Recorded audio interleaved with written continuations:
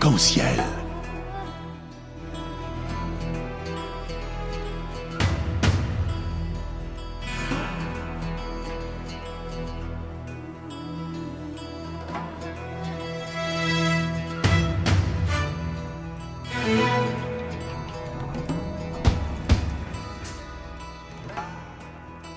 Arc-en-ciel, votre émission marocaine, chaque dimanche de 14h à 15h pour tout savoir sur le Maroc.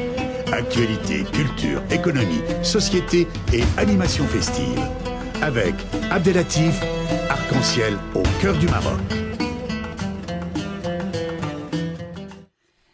Bonjour à toutes, bonjour à tous et bienvenue à l'émission hebdomadaire Arc-en-ciel sur Radio Pluriel, radio de la tolérance et de la proximité pour la promotion des relations France-Maroc.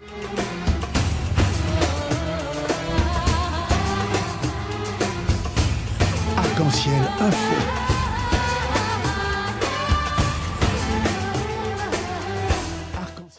Comme vous avez eu l'habitude, avec vos fidèles serviteurs, Abdelatif Sadqa à l'animation, le média, les techniques et notre éditorialiste de Paris, Abdelhamid Chariet, et notre correspondant à Casablanca, c'est Abdelatif El-Fakak, on vous dit bonjour et bienvenue dans votre émission hebdomadaire et nous tenons à remercier nos auditeurs et auditrices qui nous appellent et qui nous écrivent, et ça on le constate à travers l'ensemble des témoignages qui viennent d'un plus de 35 pays dans le monde.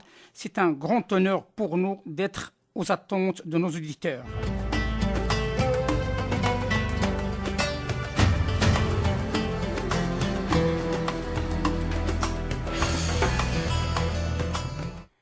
Avant de rentrer en contact avec notre invité surprise, on vous laisse avec cette pause musicale.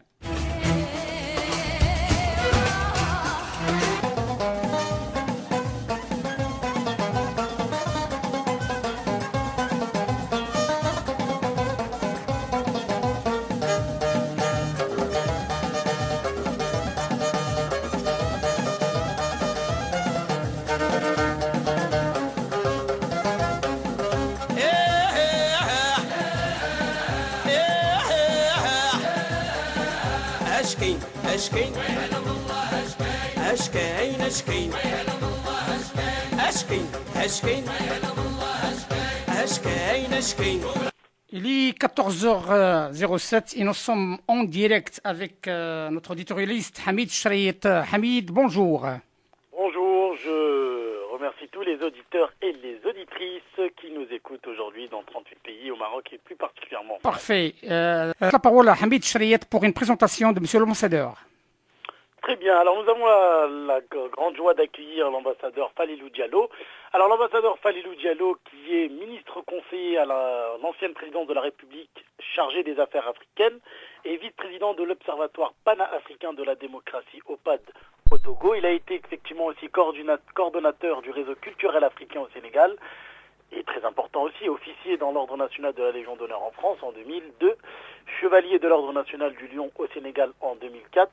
Il est aussi spécialiste des processus de démocratisation, de stabilité politique, des conflits politiques. C'est un grand politologue aussi à la fois, des résolutions de crise, des questions culturelles en Afrique et des questions liées au développement. Il est également aussi conférencier. Alors à rappeler pour nos auditeurs, il est aussi diplômé d'études approfondies d'EA depuis 81, une spécialisée en histoire notamment d'Afrique. Et il est aussi depuis 80 diplômé d'études supérieures du 3e cycle en option relations internationales à l'université Paris-Sorbonne. Également aussi docteur en histoire sur le thème de l'histoire du Sénégal au XXe siècle, consultant pour l'UNESCO de 96 à 99, consultant aussi auprès de l'ACCT pour la francophonie de 90 à 98. Et effectivement, il est à la fois aussi chercheur, il a publié notamment plusieurs publications à travers plusieurs articles dans des revues à la fois géopolitiques dont il intervient régulièrement. Voilà. Oui, c'est Hamid. Donc la première question à notre invité, son Excellence. Oui, alors la première question, d'abord je lui souhaite la bienvenue. Et pourriez-vous nous parler de l'OPAD, sa mission et son regard sur la situation, aujourd'hui on le voit à travers les élections, notamment en Mauritanie, au Mali et l'évolution politique de la Côte d'Ivoire? Je vous remercie beaucoup. Je salue d'abord les personnes qui nous écoutent, puisque c'est la première fois que j'interviens dans votre émission. L'OPAD, c'est l'Observatoire panafricain pour la démocratie. Le siège est à Lomé, au Togo, et j'assume la vice-présidence depuis sa création.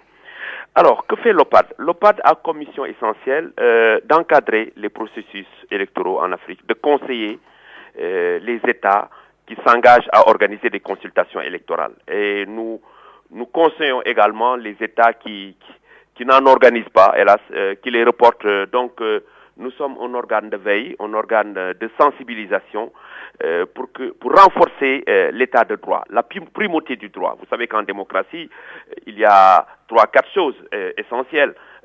Il faut que le pays donne la possibilité aux citoyennes et aux citoyens d'élire librement leurs futurs dirigeants. L'élection est au cœur de la démocratie. C'est l'âme de la démocratie. C'est le noyau, c'est le cœur, l'élection. La deuxième chose, c'est l'indépendance de la justice. Ah, ça, c'est capital. Il faut bien que les gens croient à la justice de leur pays. Et troisièmement, la liberté de la presse, etc., la liberté d'association, etc. Donc, l'OPAD essaie de renforcer l'état de droit dans nos pays, qu'on sache que le pouvoir ne peut pas être toujours un pouvoir dictatorial, un pouvoir personnel, un pouvoir totalitaire, un pouvoir qui confisque les libertés. Donc, la grande bataille, c'est consolider, renforcer la construction démocratique dans les pays africains. Nous en avons 54 et si vous regardez la carte de l'Afrique, nous avons plus de 32 conflits armés et l'essentiel de nos conflits, c'est la dispute autour du pouvoir parce que les gens ne s'entendent pas sur les règles, comment accéder au pouvoir, comment quitter. Voilà comment. En Côte d'Ivoire, après je viendrai sur la Mauritanie. En Côte d'Ivoire, il y a urgence. Il y a urgence pour éviter l'augmentation des frustrations. Hein. C'est un problème en Côte d'Ivoire. Il faut organiser les élections. Mais alors, comme il y a un problème, je crois qu'il y a un dialogue de sourds en Côte d'Ivoire. La mouvance présidentielle et les partis d'opposition, pour dire la mouvance présidentielle, tout ce qui tourne autour du RDR et de l'autre côté FPI, l'ancien parti, enfin le parti du président Gbagbo, il faut que les gens s'assoient autour d'une table pour discuter du processus électoral. Je trouve qu'en Côte d'Ivoire, il y a un dialogue de sourds. Ça, c'est la première chose. Deuxième chose, et ça, je l'ai demandé aux autorités ivoiriennes, il y a des personnes qui ont été arrêtées dans le cadre de arrestation due à la chute du président Gbagbo, avec tout ce qu'on sait, mais il ne faudrait pas garder des gens longtemps dans des cellules, mettre des personnes en état d'arrestation sans les juger. Ça ne fait qu'augmenter, renforcer la tension. Alors, moi, je lance un cri d'alarme au président Ouattara et à son gouvernement. Élargissons, donnons les libertés provisoires aux exilés, aux personnes qui sont détenues un peu partout sur le territoire national. Facilitons le retour des exilés ivoiriens qui sont au Ghana. Parce que l'idéal, c'est renforcer la réconciliation nationale. Et qu'on laisse aux personnes qui avaient des maisons en Côte d'Ivoire de retourner dans les maisons et qu'on demande aux soldats et militaires qui occupent des maisons qui appartenaient au camp Gbagbo de quitter ces maisons-là. Je crois qu'il faut poser des actes de paix civile. Moi, je ne suis dans aucun camp. Hein, j'accompagne le processus politique en Côte d'Ivoire, le processus de démocratisation, ça fait 20 ans maintenant. Mais je dis, pour renforcer l'idée de la réconciliation nationale, pour baisser la tension en Côte d'Ivoire, il y a des efforts à faire. Les personnes, ils sont des centaines qui ont été arrêtés parce qu'ils étaient des partisans de Gbagbo, de deux choses l'une. Ou bien on leur accorde la liberté provisoire, ou bien qu'on les juge, mais on ne peut pas les garder indéfiniment dans des conditions qui dégradent l'homme humain. Hein, qui dégradent la personne humaine. Moi, de ce point de vue, j'ai des désaccords avec le gouvernement ivoirien et je le dis partout. Parfait, excellence. Voilà, pour l'histoire du Mali et la Mauritanie. Alors, la Mauritanie, où je me trouve en ce moment, nous sommes venus en Mauritanie pour une seule raison. Il n'y en a pas deux. Le Sénégal est un pays qui a choisi comme régime politique la démocratie. Quand un pays limitrophe, je ne parle même pas des pays si loin du Sénégal, quand un pays africain, quand un pays voisin du Sénégal organise une consultation électorale, nous y allons. Nous l'avons fait au Mali, nous l'avons fait en Guinée-Bissau, pourquoi pas en Mauritanie? Parce que le combat que nous menons, c'est soutenir le vote. C'est extrêmement important en démocratie. Le vote est sacré. Je ne parle pas des conditions, s'il y a des désaccords, l'abstention, le boycott, etc. Je dis que nous, notre vision, notre principe, quand dans un pays africain, on organise une élection, on y va. Ce n'est pas nous les organisateurs. Nous, on n'organise pas les élections, on ne s'occupe pas du taux de participation, on ne s'occupe pas des résultats. Nous, c'est de voir est-ce que ces gens-là, la classe politique mauritanienne dans son ensemble, est d'accord pour la démocratie. Alors, quand j'ai vu hier des femmes mauritaniennes mettre le bulletin dans l'urne, moi, j'ai salué cet acte-là. Je ne peux pas boycotter. Je dis, il y a des pays africains où les gens ne votent pas. On leur confisque leur droit de vote. Ils n'ont pas le temps, ils n'ont pas le droit de s'exprimer. Alors, je ne parle pas de la perfection d'une élection ou d'une maladresse. Je dis, si dans un pays africain, des gens votent, il faut les encourager. Il y a des pays africains, les élections sont reportées plusieurs fois. Personne ne s'exprime. Le président, il est là à vie. C'est lui qui a tous les pouvoirs. Alors, s'il vous plaît, j'ai dit donc pour la Mauritanie, nous y sommes allés parce qu'il y a une occasion de voir des personnes s'exprimer. Ça, c'est ce que je voulais dire. Concernant le Mali, alors le Mali, je crois qu'il faut que le gouvernement malien retourne à la table des négociations avec la rébellion armée. Il y a eu rupture du dialogue, alors qu'il y avait un consensus qui a été signé à Ouagadougou le 18 juin pour engager des discussions, ouvrir le gouvernement. Actuellement, les discussions sont au point mort. Les rébellions armées et le gouvernement malien se regardent en chien de faïence. Pendant ce temps, les populations souffrent. Regardez la grande conséquence. Il y a des milliers, 100 000 réfugiés touaregs qui sont à la frontière entre le Mali et la Mauritanie. J'allais dire même que la frontière Mali-Mauritanie, elle est effacée. Ça, c'est un problème. Hein. Peut-être qu'on y parlera parce qu'il y a un problème de remise en cause de l'intangibilité des frontières. La Mauritanie n'est pas en sécurité parce qu'il y a des réfugiés qui sont à sa frontière. De l'autre côté, une des conséquences aussi de la guerre au Mali, actuellement, il y a plus de 60 000 réfugiés touaregs qui sont à la frontière entre le Niger et le Mali. Ils sont assis sur la frontière. Qu'est-ce que vous voulez? De l'autre côté également, côté Burkina Faso, ils sont plus de 40 000. Réfugiés touaregs qui sont assis là aux frontières. Donc les populations touaregs, qu'on le veuille ou non, ont effacé les frontières naturelles entre les États. Alors ces populations-là, qu'est-ce qu'on fait? Il faut bien que le gouvernement malien s'engage en dialogue, que les gens retournent dans leur maison. À Bamako, il y a des Touaregs qui vivaient à Bamako. Actuellement, on a peur d'être Touaregs et vivre à Bamako. Le gouvernement doit faire des efforts pour sécuriser les populations, laisser les Touaregs qui vivaient à Bamako de retourner chez eux. Donc, encourageons le gouvernement malien à relancer les discussions pour que la paix, pour que l'unité nationale du Mali soit vraiment une vraie unité. Voilà. L'intervention du Maroc récemment au Mali, surtout avec un opposant touareg pour une rencontre avec les responsables maliens, je pense qu'elle a été bien saluée par l'ensemble des partis politiques maliens. Surtout, absolument. Alors, voilà. Je dois dire que on n'a pas... Vous savez, les Français, ils sont intervenus au Mali sur le plan militaire. Mais les Marocains sont intervenus sur le plan humanitaire. C'est extrêmement important. Les gens semblent l'oublier. Le Maroc n'a pas fait trop de publicité. Mais le Maroc a été, le royaume du Maroc, bien entendu, sous les instructions de Sa Majesté Mohamed VI, le Maroc a été le premier à venir au secours des populations maliennes, à leur donner de quoi manger, de quoi boire. C'est très important. Ils ne sont pas intervenus sur le plan militaire, mais sur le plan humanitaire, ils l'ont fait.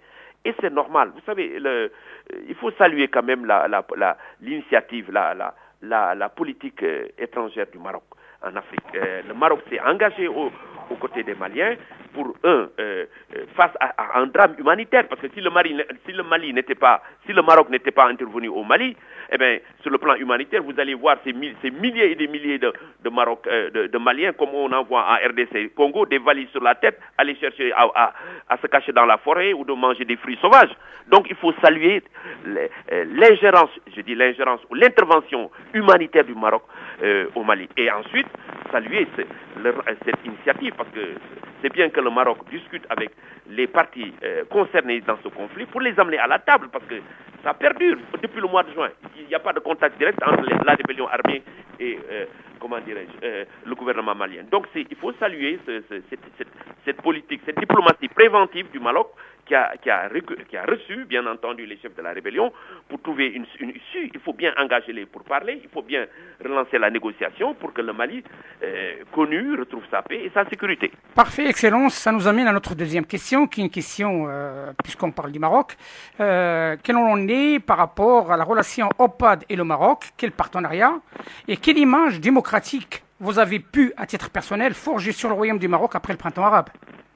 Alors, Au Maroc, il y a quand même, il y a une liberté d'expression. Ça, je l'avoue.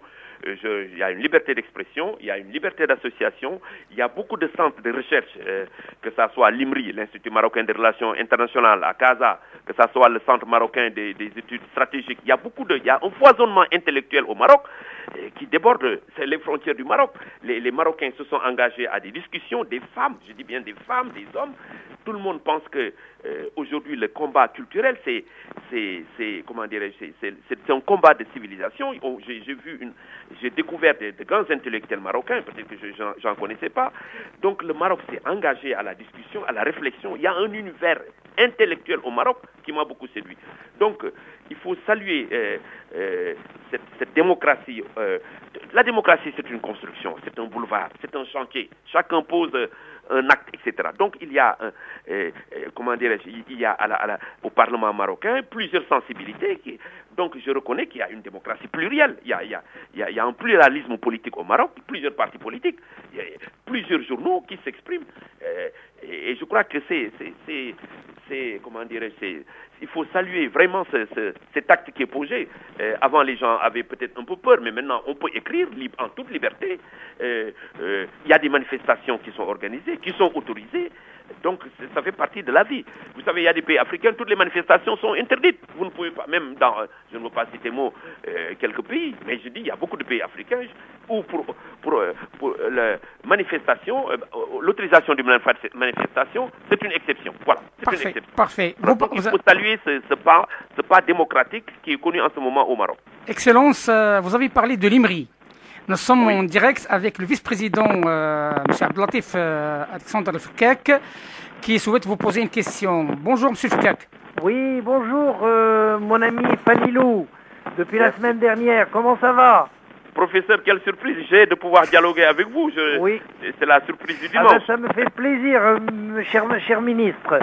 Je voulais vous poser, j'en profite de l'occasion, la visite de Sa Majesté Mohamed V en Afrique.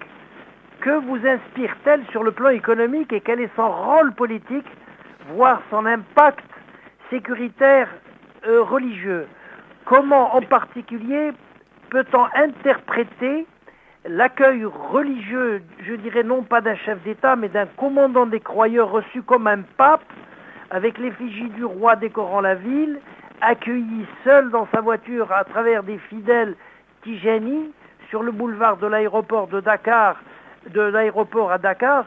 Est-ce que le protocole de la visite de Sa Majesté était différent de celui des chefs d'État? Voilà, mon cher ami. Distingué professeur, moi je suis sénégalais. Depuis ma naissance, et je ne suis pas seul, on nous a appris, on nous a dit comme ça, faut pas vous fâcher avec les Marocains.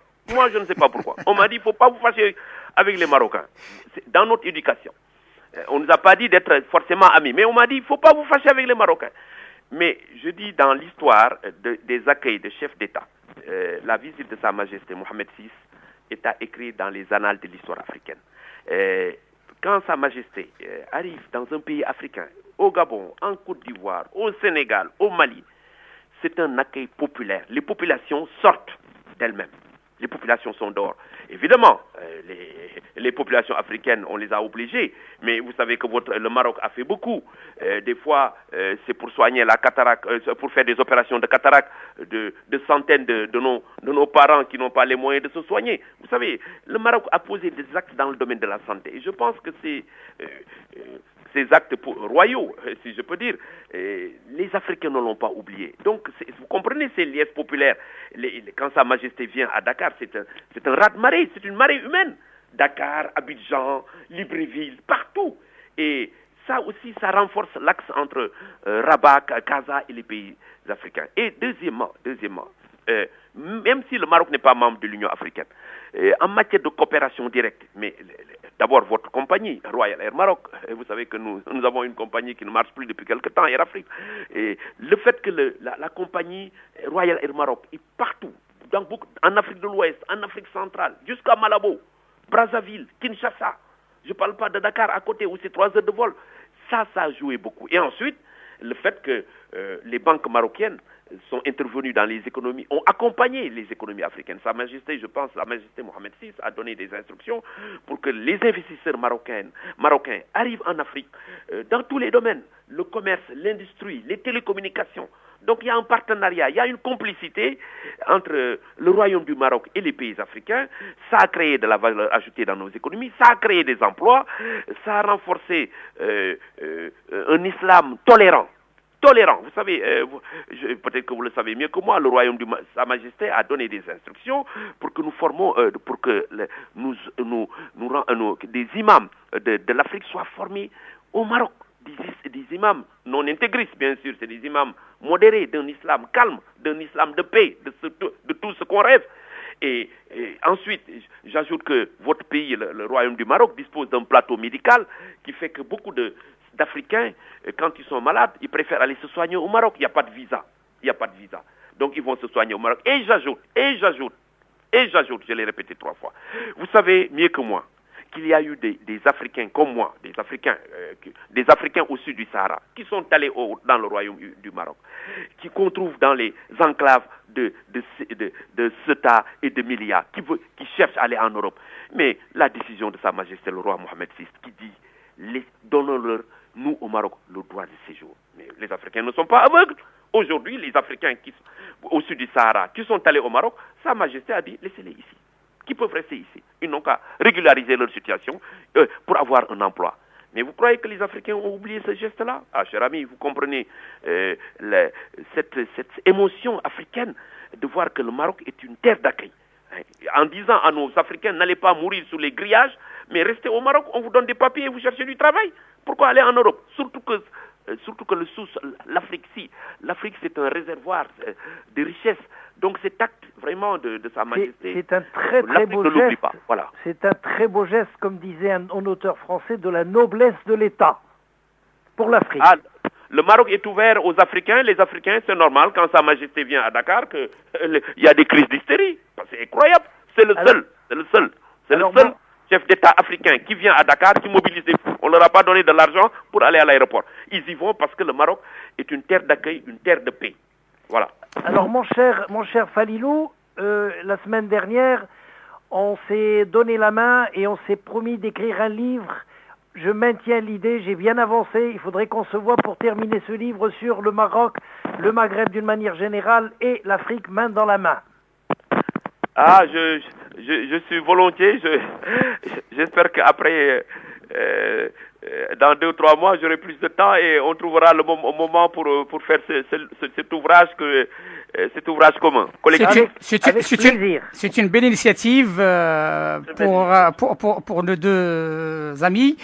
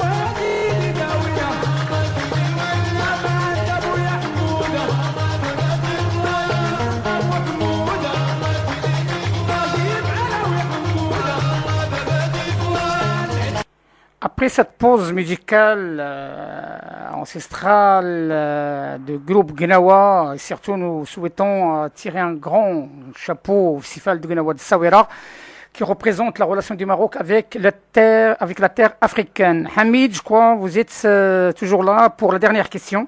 Très bien. Alors, monsieur ambassadeur Falilou Diallo, vous avez parlé de la situation en Mauritanie, notamment des élections, de la contagion au Mali et de l'évolution politique de la Côte d'Ivoire. Alors aujourd'hui, nous savons qu'effectivement, il y a eu de vastes révolutions en Afrique du Nord qui ont provoqué une certaine contagion en Afrique subsaharienne. Mais ces effets collatéraux qui ont secoué beaucoup de régimes politiques, disons, dans des pays de l'espace sahélien, une zone qui est aussi vaste, diront certains, que l'Inde, qui part de l'océan Atlantique jusqu'à la mer Rouge et qui comprend aussi beaucoup de territoires, notamment dans le Sahara et dans sa partie plus précisément méridionale. Ma question, la question qui me tracasse l'esprit qui vient tout de suite, et vous qui êtes un spécialiste de la résolution des conflits, surtout plus précisément en Afrique, la proposition marocaine de la résolution du conflit du sud du Maroc, selon vous, constitue-t-elle pas une solution durable pour la stabilité de la région? Alors on sait aujourd'hui qu'effectivement avec la chute du régime Kadhafi et la répercussion, l'effet domino qui a secoué toute l'Afrique de l'Ouest. Vous voulez connaître ma position sur la question du Sahara? La proposition marocaine sur la résolution du conflit du sud du Maroc, tout à fait. Alors moi je pense que moi je soutiens la position marocaine. Parce que on ne peut pas diviser, on a trop divisé l'Afrique, vous savez. Les États se multiplient, plus les États se multiplient, plus, comment dirais-je, les conflits se multiplient. Alors, je crois que le plan Becker a eu son temps, le plan onusien. Je pense que le Maroc doit être respecté dans l'intangibilité et, j'allais dire, dans la marocanité du Sahara. Hein. Faut être. Moi, je demande qu'on écoute davantage la politique marocaine dans le Sud. Des efforts ont été faits. Les gens du Sud n'ont pas été exclus. Ils sont intégrés. Les gens du Sud ont la possibilité de faire des études supérieures. Et vous savez très bien que la question de la République arabe sahraoui a divisé l'Afrique. Alors, c'est pourquoi moi je m'aligne sur la position marocaine. Hein, je vous le dis franchement. Et donc, je suis un partisan du système d'autonomie proposé. Hein. Et les référendums ont toujours posé des difficultés à nos États. Voilà, c'est ce que je pourrais dire là-dessus. D'ailleurs, si vous lisez un peu nos textes à l'OPAD, nos positions à l'Observatoire panafricain pour la démocratie, lorsqu'on l'a créé dans les années 91, c'était un peu pour prévenir nos États de l'éclatement du continent africain. Hélas, entre-temps, il y a eu trop d'États qui ne sont pas viables. Hein? Donc, je crois qu'il faut respecter cette souveraineté du Maroc. Je ne sais pas si j'ai répondu exactement à la question. Écoutez, Excellence, la réponse est claire, mais par contre, c'est une question qui lie avec une deuxième, si vous le permettez. L'OPAD, quand même, qu'on parle du processus démocratique dans les pays africains, donc on parle de droits de l'homme. Oui. Le Maroc a entrepris depuis plusieurs années, à travers un grand nombre d'institutions et à travers un nombre de discours de Sa Majesté, des directives pour faire respecter les droits de l'homme au Maroc. Selon vous, quelle image vous pouvez avoir sur ce processus de développement des droits de l'homme au Maroc, et notamment au Sud? Et notamment au sud du Maroc. Alors, au Sud, vous savez, vous le savez mieux que moi, pas mal d'organisations américaines se sont agitées pour introduire dans la question du Sahara la question des droits de l'homme. Vous savez, il y a quand même un conflit dans le Sud. Et quand il y a des conflits, évidemment, cette question est toujours soulevée. Mais nous, OPAD, Observatoire panafricain pour la démocratie, nous avons un statut d'observateur à la Commission africaine des droits de l'homme et des peuples. Vous savez que chaque année, à l'ONU, à Genève, il y a le Conseil de l'ONU pour les droits de l'homme. Les droits de l'homme, c'est une globalité. Alors, je crois qu'il ne faut pas dévier la question du Sahara sur la question des droits de l'homme. Il faut la poser sur la souveraineté de l'État du Maroc. Je crois que c'est très important. Les gens du Sud, ils sont marocains. Ils ne sont pas, je ne sais pas, ils peuvent pas revendiquer une autre nationalité que celle du Maroc. C'est des Marocains. Toutes les recherches historiques ont prouvé que cette région était, sous le chapeau des anciens dirigeants du Maroc depuis Mathusalem. Alors donc, moi je dis tout simplement, cette question du droit de l'homme, si elle est agitée, c'est pour retarder le processus de paix, c'est pour retarder le processus de réconciliation nationale. Moi je pense que ce que les gens du Sud doivent faire, comme certains l'ont fait d'ailleurs, c'est de reconnaître que le Maroc est un et indivisible. Le Maroc est un et indivisible. Je ne sais pas si je réponds à votre question encore. Je tiens à vous remercier, Excellence, de cette intervention de qualité. Sachez-le que notre émission Arc-en-Ciel sur Radio Pluriel, c'est une émission qui est dédiée pour la promotion aussi de l'Afrique dans le cadre de la coopération Sud-Sud. Il n'y a pas mieux que les Africains pour défendre leur continent. Mais comme vous le savez, le Maroc, c'est un trait d'union entre l'Afrique et l'Europe, et comme quoi, tout simplement, surtout en France, je parle de la France, il y a un grand nombre de populations africaines et de franco-africains, marocains, algériens, tunisiens, sénégalais et autres, côte d'Ivoiriens, camerouniens. Tous ces gens-là, ce sont des traits d'union par rapport à leur continent d'origine. Ma dernière question, et si vous le permettez, et je tiens à vous remercier de votre patience et surtout votre disponibilité un dimanche, c'est que pensez-vous de cette trait d'union que représente le Maroc entre l'Afrique et l'Europe? Alors, je ne sais pas si on peut l'appeler trait d'union. La diplomatie marocaine est une diplomatie éclairée, une diplomatie de finesse, une diplomatie de proximité. Et je pense que le Maroc peut également toujours servir de point focal entre l'Afrique au sud du Sahara et la Méditerranée. Et je pense qu'il y a des initiatives comme ça qui se prennent petit à petit. Le Maroc est un bon interlocuteur pour les deux rives de la Méditerranée. Alors donc, vraiment, je crois qu'il faut saluer votre pays et pour ses efforts. Le Maroc n'a jamais quitté l'Afrique, le Maroc n'a jamais abandonné l'Afrique. Le Maroc est au cœur.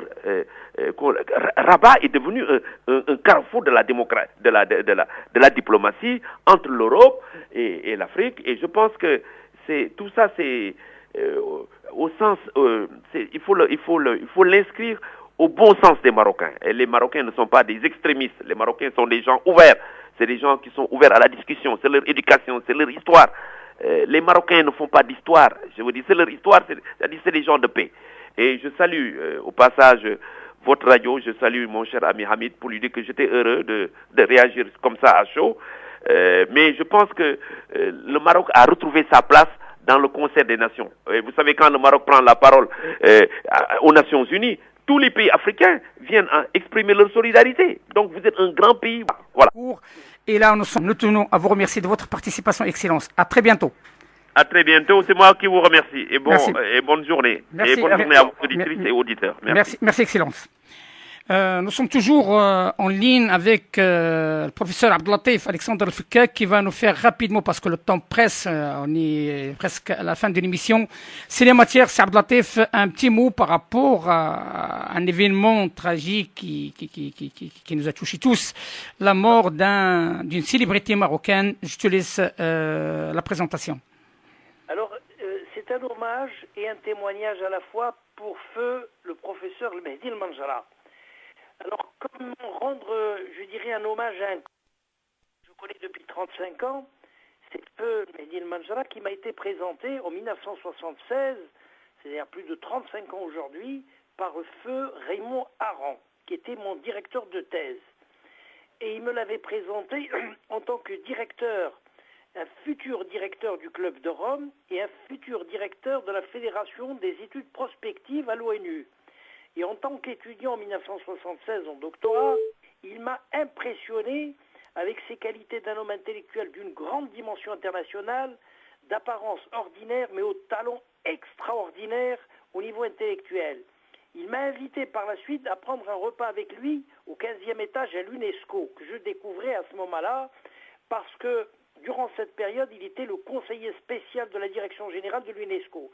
Et c'est à partir de ce moment-là que notre amitié va se développer jusqu'à son décès du 13 juin 2014 à Rabat. Et c'est grâce à lui que j'ai eu le plaisir de connaître aussi sa sœur Nejia, son frère Si Mohamed Majrak en 1977, et plus tard je connaîtrai donc sa fille Salima, son gendre, le professeur Rachid Filali Meknessi, que nous allons lancer ensemble comme membre fondateur de l'ONG Transparency International, avec le feu Mehdi Manjra, en présence et l'aide de Peter Egen, qui avait déjà créé, qui était le président mondial de Transparency International. Alors faut-il rappeler qu'il y a aussi un prix de Mehdi Manjra pour la qualité de l'enseignement de la qualité, qui est institué par une ONG marocaine qui s'appelle la MACEN, très célèbre au Maroc, pour la qualité de l'éducation nationale, et ce prix distribué tous les deux dans une meilleure école privée ou publique au Maroc en raison de son âge, de la fatigue, de la maladie chronique, et c'est un témoignage. Il a toujours souhaité, selon sa volonté, de me faire l'honneur de me donner l'ouverture de ses colloques et symposiums de la depuis 20 ans. Feu Mehdi Manjra était un universitaire de renommée internationale, brillant dans ses interventions, varié, riche en idées et faisant des analyses socio-économiques pertinentes. C'est un véritable chercheur et un écrivain infatigable. Il fut apprécié par tout le monde pour son professionnalisme, sa culture, ses idées avant-gardistes sur le futurisme, sur les anticipations de la mondialisation, par ses livres et expressions devenues légendaires et célèbres, que Samuel Huntington reconnaît lui-même dans son dernier livre, que Feu Mehdi Manjra avait utilisé cette expression pour lui, et la guerre des civilisations. Je lui avais un jour posé la question curieuse, de curiosité en privé, devant cet académicien de l'histoire des idées. Le Manjra me confiait que le secret de son talent oratoire se résumait en une étonnante leçon d'humilité, du professionnalisme de la pédagogie. La meilleure improvisation pour un professeur de métier, c'est celle qui se prépare le mieux à la discrétion. Parfait. Parmi les nombreuses il a formé et apprécié par de nombreuses générations universitaires, formées pratiquement durant 50 ans d'enseignement supérieur, et il était aussi professeur visiteur de nombreuses entreprises aux États-Unis, dans le monde arabe, au Japon et un peu partout dans le monde. Il n'a jamais pris sa retraite, même après 65 ans, lorsqu'on est PES, c'est-à-dire professeur d'enseignement supérieur. Le 13 juin 2014, jour de son animation, il y a eu plus de 2000 à 3000 personnes environ. Toute l'élite marocaine dans son ensemble, universitaires, étudiants, ministres, ex-ministres, les 2 premiers ministres ou 3, les chefs de parti, tous étaient au rendez-vous de son inhumation pour la vie éternelle, venus tous lui rendre un dernier hommage avec toutes ses classes confondues. C'est un hommage historique et immouvant. Feu Mehdi Manjra est un véritable futurologue, très célèbre dans le monde universitaire, fut également socio-économiste. Le professeur Manjra Mehdi est né en 1933 à Rabat, poursuit ses études au lycée Lyoté à Casablanca, et avec l'appui de son père, il décide de faire donc ses études universitaires aux États-Unis, et dans les annales, c'est le premier Marocain qui a été aux États-Unis pour s'inscrire dans une université marocaine. Merci. Oui. Il a un doctorat de PhD, donc de l'université de Londres, et en 1958, il retourne au Maroc, commence sa carrière de professeur d'université de Mohamed V.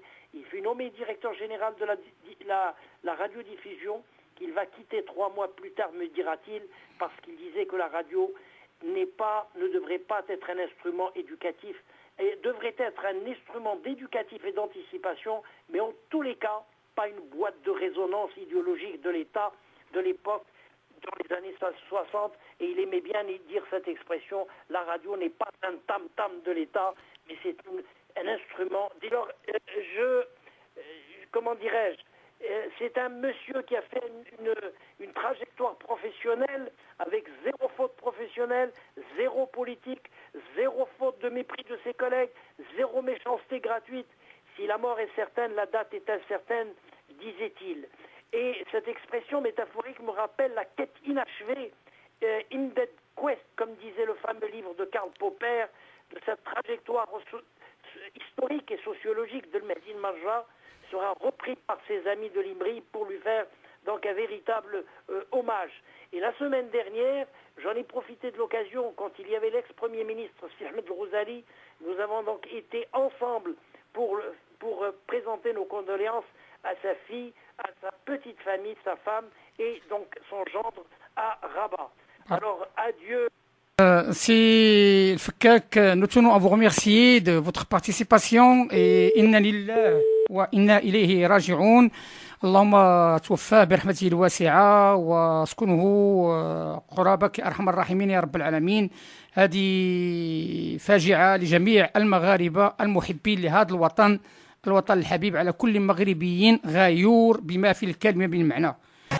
مع تحيات عبد اللطيف الصادقي والإديتورياليست عبد الحميد الشريط من باريس وعبد اللطيف البروفيسور عبد اللطيف الفكاك من كازابلانكا ونوتر تكنيسيان لو جون تكنيسيان المهدي. On vous dit à très très bientôt.